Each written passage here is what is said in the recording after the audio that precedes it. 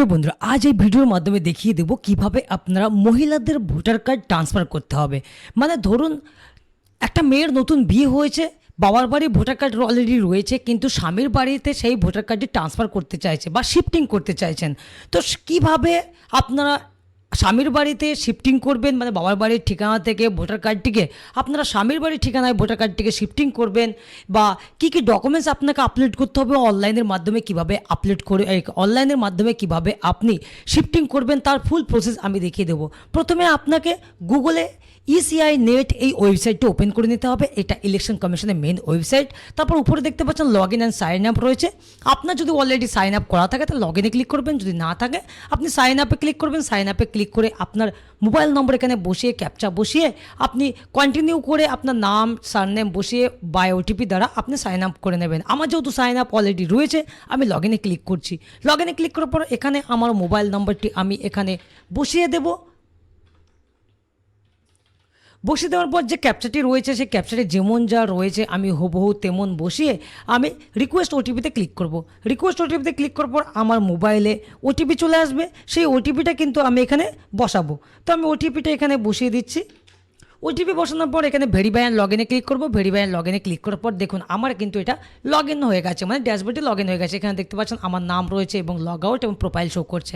তো এইবার আমি কি করব, আমি যেহেতু আজকে কি দেখাবো মহিলাদের ভোটার কার্ড আমি স্বামীর ঠিকানা থেকে বাবার ঠিকানা থেকে স্বামীর ঠিকানায় শিফটিং করব বা ট্রান্সফার করব।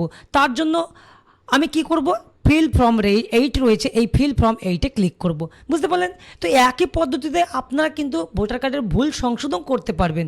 তো এখানে আপনার সেলফ হলে সেলফে ক্লিক করবেন, না হলে আদার্সে ক্লিক করে আপনি আপনার ওয়াইফের মানে মহিলার ভোটার কার্ডের নম্বরটি কিন্তু এখানে এন্টার করতে হবে। তো আমি মহিলার ভোটার কার্ড নম্বরটি এখানে এন্টার করছি, মানে যে মহিলার আমি বাবার বাড়ির ঠিকানা থেকে স্বামীর বাড়ির ঠিকানায় ভোটার কার্ডটি শিফটিং করছি সেই মহিলার ভোটার কার্ড নম্বরটি এখানে বসাবো।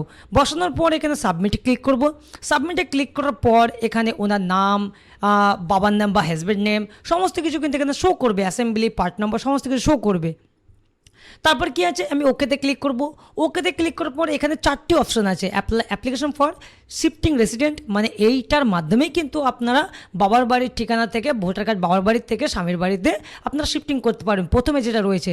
তারপর আপনার সেকেন্ডে যেটা রয়েছে এটার মাধ্যমে কি করতে পারবেন, আপনার ভোটার কার্ডে কোনো রকম ভুল থাকলে নাম, ডেট অফ বার্থ, বাবার নাম বা husband name, address, phone number সমস্ত কিছু এই কারেকশন অফ এন্ট্রিজে ক্লিক করে আপনারা করতে পারবেন।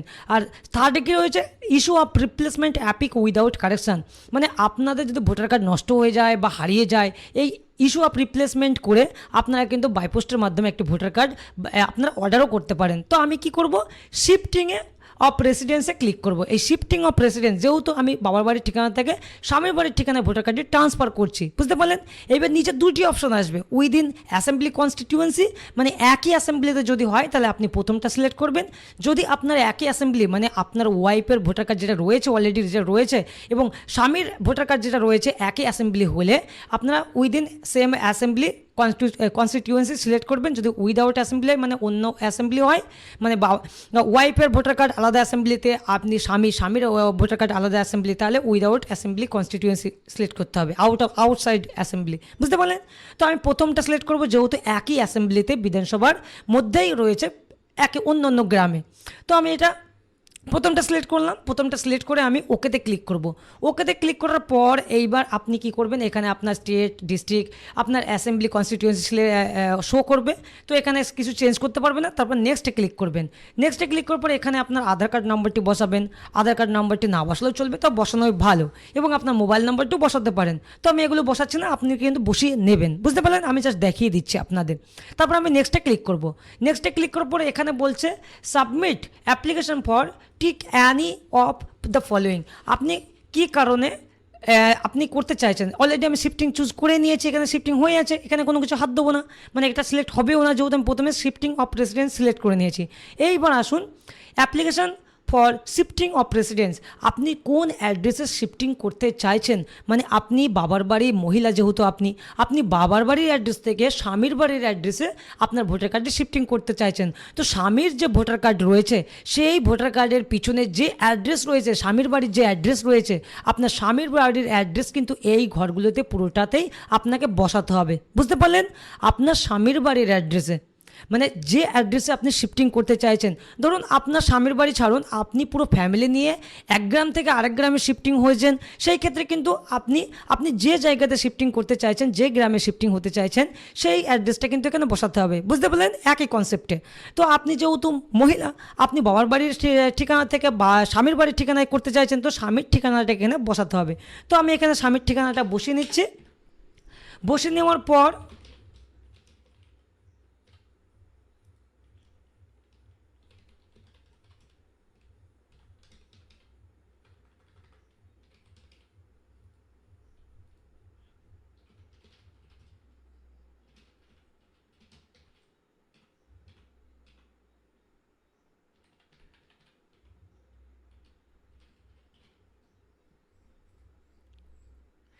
দেখুন, আমি কিন্তু অ্যাড্রেসটা বসিয়ে নিলাম। এখানে কিন্তু অ্যাড্রেস এন্টার করার সাথে সাথে আমার কিন্তু বাংলাগুলোও চলে আসলো। বাই চান্স আপনাদের যদি বাংলাতে মিস্টেক থাকে, ধরুন এখানে যে পাড়া বানানটা রয়েছে আপনি দেখতে পাচ্ছেন, পাড়া বানানটা কিন্তু পয়াকা রয়াকা রয়েছে, কিন্তু হবে কি পয়াকা মুরায়াকা।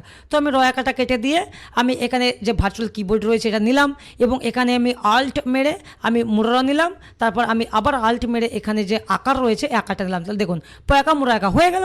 তো আপনারা এইভাবে ভার্চুয়াল কিবোর্ড দ্বারা বাংলাটা ঠিক করে নিতে পারবেন।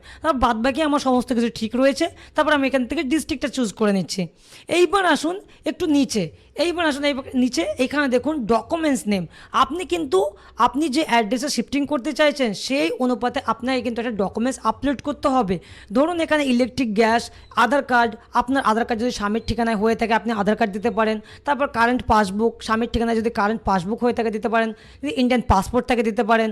তো এক্সেসটা ডকুমেন্টস দিতে পারেন, এবং অ্যানি আদার ডকুমেন্টস। ধরুন আপনার কোনো ডকুমেন্টসের স্বামীর ঠিকানা নেই, সেই ক্ষেত্রে আপনি একটা পঞ্চায়েত থেকে লিঙ্কেজ সার্টিফিকেট বা পঞ্চায়েতের কোনো রেসিডেন্স সার্টিফিকেটও আপনি স্বামীর ঠিকানায় তুলে সেটা কিন্তু আপলোড করতে পারেন। আপনার ম্যারেজ সার্টিফিকেট যদি থাকে ম্যারেজ সার্টিফিকেট দিতে পারেন, এটা কিন্তু খুবই ভাইটাল জিনিস। ম্যারেজ সার্টিফিকেটটা খুবই গ্রান্টেড, ম্যারেজ সার্টিফিকেট দিতে পারেন। বুঝতে পারলেন? আধার কার্ড হলে আধার কার্ড দিতে পারেন স্বামীর ঠিকানায়। তো যদি আপনার ম্যারেজ সার্টিফিকেট থাকে, আধার কার্ড থাকে বা লিঙ্কেজ সার্টিফিকেট থাকে, তাহলে প্রত্যেকটা তিনটে ডকুমেন্টসই একসঙ্গে পিডিএফ করে, বা আপনার দুটি ডকুমেন্টস আছে দুটি ডকুমেন্টস একসঙ্গে পিডিএফ করে এখানে আপলোড করে দেবেন। একই ফাইলে পিডিএফ করবেন, তাও কত এমবির মধ্যে? এই 2 এমবির মধ্যে আপনাকে একটা পিডিএফ বা জেপিজি জায়গাটা ফরম্যাট করে আপলোড করতে হবে। তো আমি এখান থেকে অ্যানি আদার ডকুমেন্ট সিলেক্ট করে আমি এখানে দিলাম ম্যারেজ সার্টিফিকেট। কি লিখলাম? Marriage certificate. তো আমি এখানে ম্যারেজ সার্টিফিকেট লিখে দিলাম, আপনারাও লিখে নেবেন।